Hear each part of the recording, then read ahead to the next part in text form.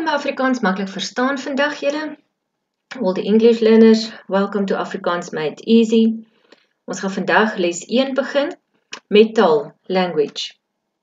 En ons gaan 'n bietjie kyk na bywoorde en na lees- en skryftekens. Bywoorde is adverbs en lees- en skryftekens is punctuation. So let's start. Die eerste enetjie waarna ons gaan kyk is bywoorde. Nou bywoorde het ek reeds gesê is adverbs. So kom ons kyk bietjie. Die bywoord bestaan of die bywoord beskryf die werkwoord. So what does that mean? It means that the adverb describes the verb. So when we use adverbs, we're describing the verb. Okay. So die bywoord beskryf die werkwoord. Goed. Hier is 'n voorbeeld. Die man hardloop vinnig. Dis wyse in die aand tyd om die baan. Plek.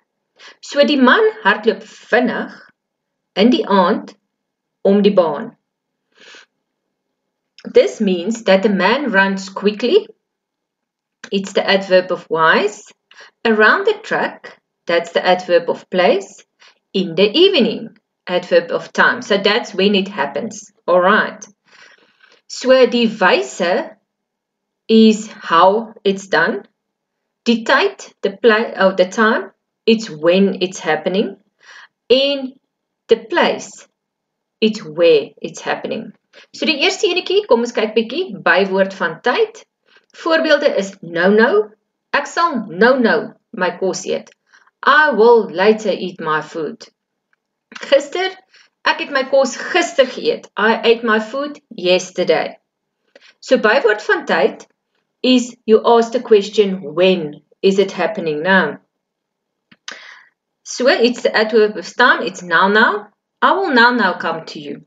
Or yesterday I already ate my food. Alright, that is the adverb of time. Bywoord van tyd.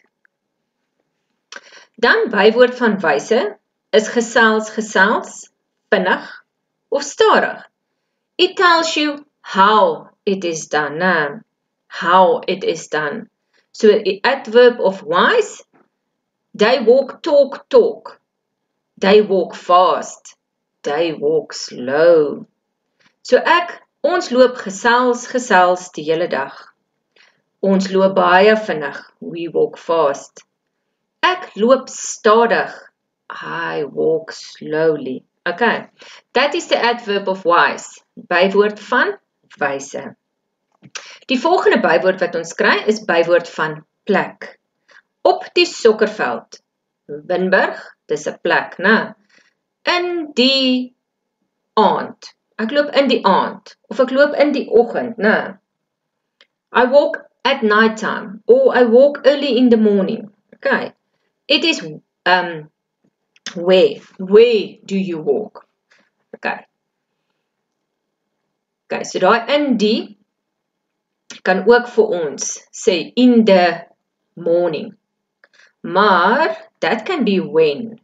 So in the field, that is where. It should be a place. Okay. So adverb of place should be a place where it is done, where the activity or the thing is happening.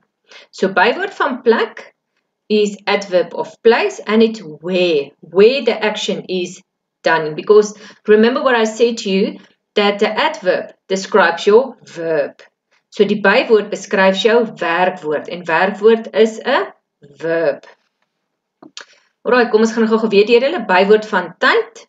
It's the adverb of time and it's when it is happening. Nou, gister, which is yesterday. How? Bywoord van wyse, it's how it is done. So the adverb of wise, né? Slow, fast, jy hardloop vinnig, jy hardloop stadig. Alright. En dan bywoord van plek, it's the adverb of place and it's where it is happening. Ek hardloop in die veld.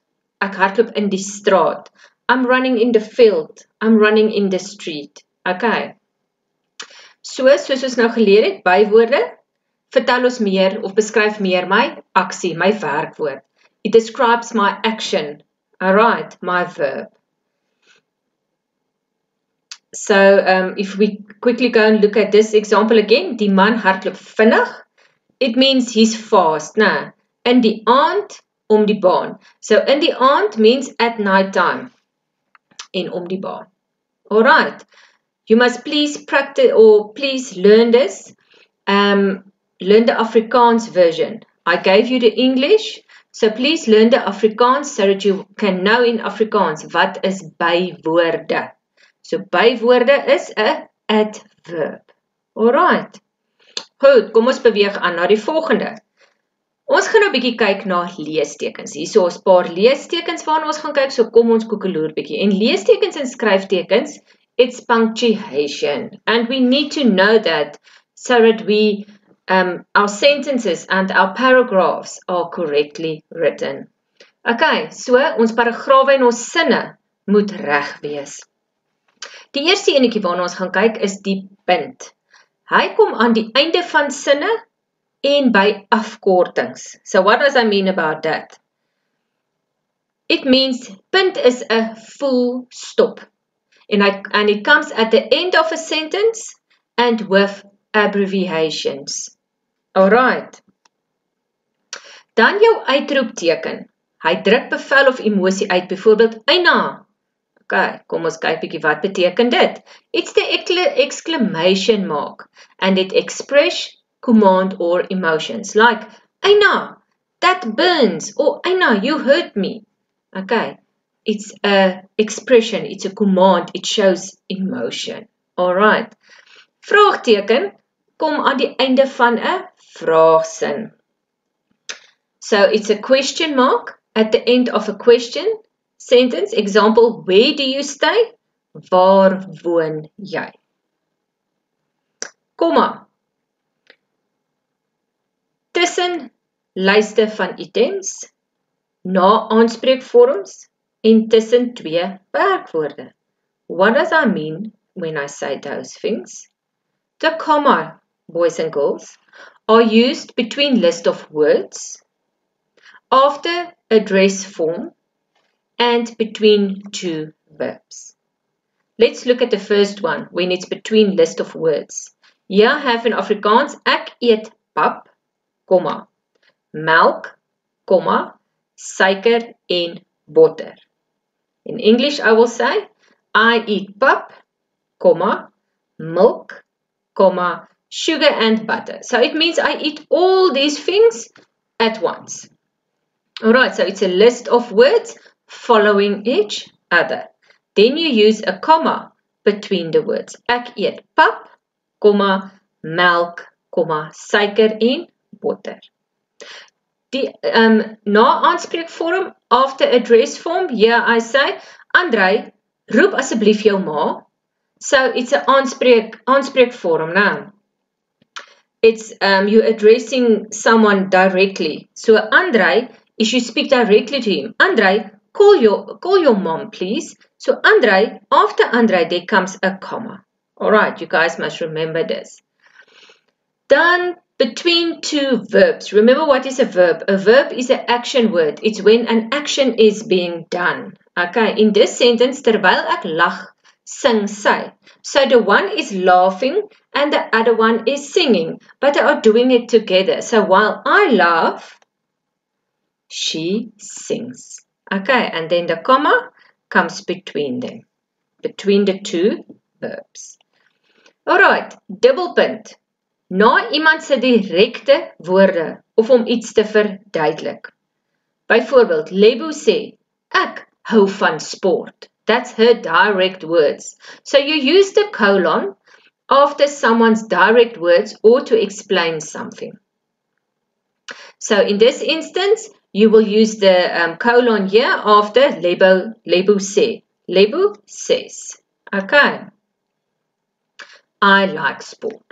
Alright, you see there I put a colon there because it explains also to me that it's going to be her direct words. Kommapunt. Skei twee gedagtes, byvoorbeeld ek hou van karre, sy ry graag perd. So it's two thoughts now that is combined in one. So a semicolon separates two thoughts. I like cars, She likes horse riding. So it's in one sentence, but it is two different thoughts. Okay. Aandagstreep. Dit vestig aandag op extra inligting. What does that mean, boys and girls? It's the aandagstreep is in English your dash. You remember that, your dash. And it draws attention to extra information. Alright. So the aandagstreep, it's the dash and it draws attention to extra information. Okay. Dan die afkappingsteken. By meervoud van alfabetletters en afkap van woorde wat eindig op beklemtoonde vokale. What is that? Let's see. It's the apostrophe. I think you remember now what is the apostrophe now. The apostrophe is used in the plural of alphabet letters. If you can see like A's, B's, C's, E's. It's the plural form of alphabet letters. And the truncation of words ending with an ascended vowel. Okay, it's the truncation of words ending with an ascended vowel. In this instance, let's see here. In Afrikaans, you get it MA for ma, ma's. But that is the plural form of one mother, two mothers. Ma, ma's. But father, pa. It's the father it's father in English. For that one, you put it, if you want to put it in a small, it's like a small dad. But now we usually can say daddy. In English, there's not really that thing that you use the apostrophe to put it in truncation of a word. So in Afrikaans, it's paakie. Hierdie is my paakie. It's a small version of pa. Alright, so that's what this one is meaning. Apostrophe, you use it in the plural form of alphabetic letters, and the truncation of words ending in an ascended vowel. Here's also an example, yeah, like I explained to you, mothers and like daddy. Alright. Kom ons kyk nou nog. Hier is die aanhalingstekens. Dit dui direkte woorde aan of dat woorde aangehaal word uit 'n ander teks. So if you use someone else's words and it's not your own words, you always have to put it in aanhalingstekens, né? And aanhalingstekens, you know, it's quotation marks. It indicates someone's direct words or that something was quoted from a text. So it's not your own. Alright. En dan hakkies gee extra inligting. Byvoorbeeld die man in hakkies lank en mooi sluit die hakkies stap oor die straat. Do you see this is round brackets? So for this instance, there's a rule for round brackets. Round bracket gives extra information. Okay, in this instance, we say that the man, in brackets, tall and beautiful, walk across the street. So it explains to us how that man is looking. Okay, although the sentence could just read, the man walk across the street, it doesn't show us exactly how it looks or how the man is looking. But when you put it in brackets, it tells you more about how the man is looking. Die man in hakkies, lank en mooi, sluit die hakkies stap oor die straat. Then you have ellipse. Die leser moet self die idee, gedagte voltooi. Byvoorbeeld, dit was doodstil, and then the ellipse. Now, what does the ellipse mean, boys and girls? It means the reader must complete the idea or thought for himself. So in this instance, it was very quiet. Then you can think for yourself, what is going to happen next and why was it so quiet? Okay, so in that instance, you're going to say it was very quiet because There was no one in the home or in the house, only me. It was very quiet because I was in the middle of the bush. Alright, so then you must think for yourself what's going on. So the reader must complete the idea thought for himself. Die leser moet self die idee gedagte voltooi. Koppelteken. Dit koppel dele van woorde aan mekaar tot een begrip, byvoorbeeld ma, hulle. And this we use the hyphen. The hyphen, it links parts of words together into one concept. Okay. Sorry.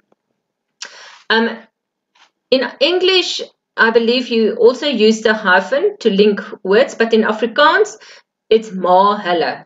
It's mom and them together. So mom and dad, ma, hulle, are coming to visit us. That's the meaning of that. All right. Dan kry ons die deelteken, julle. Dui 'n nuwe lettergreep aan, byvoorbeeld fi, nan, she, julle. Do you see there? It shows that there's a new syllable. Okay. So die aanhalingstekens wys vir ons dat daar's 'n nuwe syllable. So there's going to be a hyphen. Alright, so here is also an example then how we do hyphens. When we break it up in syllables, we use the hyphen to link the concepts together. Alright, and die deelteken, it indicates a new syllable. Alright, so those dotted that you put on some of the alphabet letters, it shows that there's a new syllable that's going to happen. 'n nuwe lettergreep. Okay. Dan die klemteken. It looks like this, boys and girls. Do you see that stripe? That's the klemteken. It emphasizing part of a word. Beklemtoon 'n deel van 'n woord. In this instance, if I just say the word without that stripe, it will sound like apple. In apple is in English an apple, a fruit that we eat. But when we emphasize that E, it's going to sound like the new word. This stands now for appel. Appel. You hear that? That E, appel. And that is, ek sit appel nou in vir hierdie saak, wat nou nie reg gehanteer word nie. Ek raise appel. Okay, it means that you raise your voice because that thing that was just happening are not correct. Appel. Alright. Then it changed the meaning. It's not more apple or apple. It changed now to appel. You hear the difference. So, die klemteken emphasize that part of the word. And then the meaning change. Dan kry ons die kappie. Dit verleng die vokaal. Byvoorbeeld, blaar.